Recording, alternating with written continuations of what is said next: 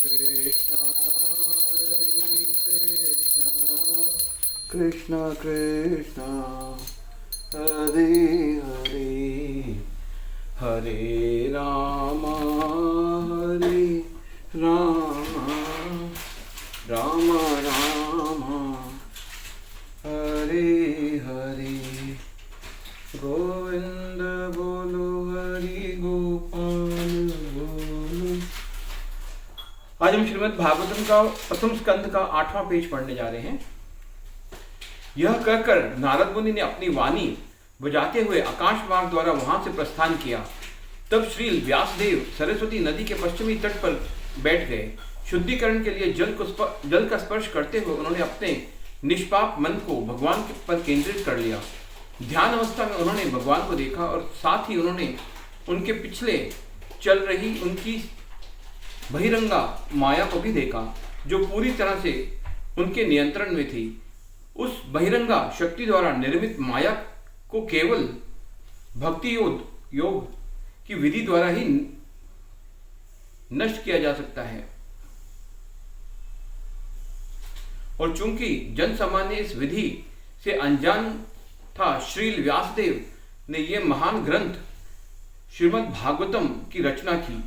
इस अद्भुत ग्रंथ के श्रवण मात्र से तत्क्षण हृदय में भगवान श्री कृष्ण के प्रति दिव्य प्रेमा भक्ति अंकुरित हो जाती है और शोक मोह तथा भय रूपी अग्नि का पूर्णता शमन कर देती है।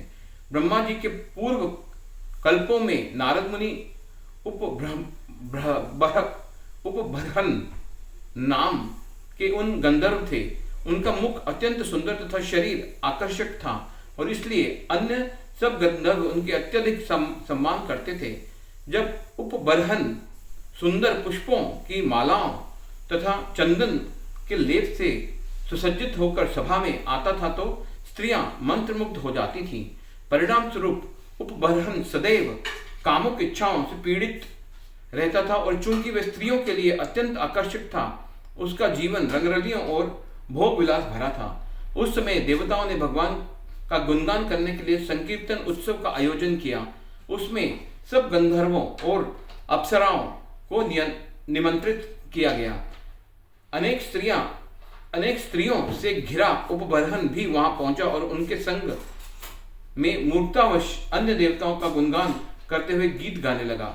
इन दो अपराधों के कारण कामुक स्त्रियों के संग में संकीर्तन में सम्मिलित होना तथा लौकिक गीतों को कृष्ण कीर्तन के समान मानना, प्रजापतियों ने उसे तुरंत शूद्र शरीर में जन्म लेने का शाप दे दिया। परिणाम स्वरूप उपबर्हन को एक साधारण दासी के घर जन्म लेने के लिए बाध्य होना पड़ा। अश्वत्थामा को दंड, उत्तरा के गर्भ में परीक्षित की रक्षा। स्कंध 1। कुरुक्षेत्र की युद्ध भूमि पर छिड़ा महाभारत का युद्ध समाप्त हो चुका था। परिणाम स्वरूप पांडवों और कौरवों के सैनिकों ने युद्ध भूमि में शरीर त्याग कर अपनी यथा योग्य गतियां प्राप्त की।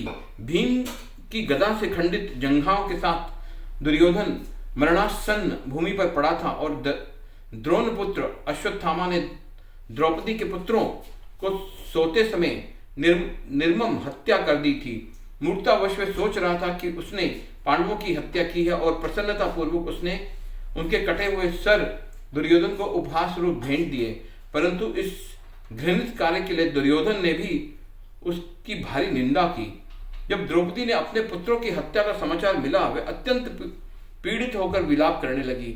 अपनी प्रिय पत्नी की संतवना देखते हुए अर्जुन ने घोषणा की, जब तक मैं अपने गांडीव से निकले गए बाणों से अश्वत्थामा का सिर काटकर तुम्हारे समक्ष नहीं लाऊंगा, तब तक मैं तुम्हारे आंसुओं को नहीं पहुंचूंगा। अपने पुत्रों की अंत्येष्टि के पश्चात जब तुम अश्वत्थामा के सिर पर खड़ी होकर स्नान करोगी, तो उस समय निश्चित ही तुम्हारा हृदय को ये पीड़ा कुछ शांत हो जाएगी।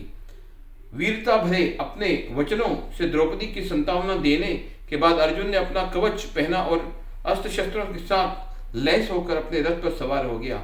भगवान श्री कृष्ण ने अपने प्रिय मित्र के घोड़ों की लगाम संभाली और दोनों उस ब्राह्मण पुत्र की खोज में निकल पड़े। दूर से आते अर्जुन को देखकर अश्वत्थामा ने अपनी घोड़े की गति बढ़ा ली परंतु कुछ समय पश्चात उसके घोड़े थक गए और अंततः अपने बचाव के अन्य कोई चारा न देखते हुए अश्वत्थामा ने अपना अचूक ब्रह्मास्त्र निकाला। हरे कृष्णा हरे कृष्णा कृष्ण।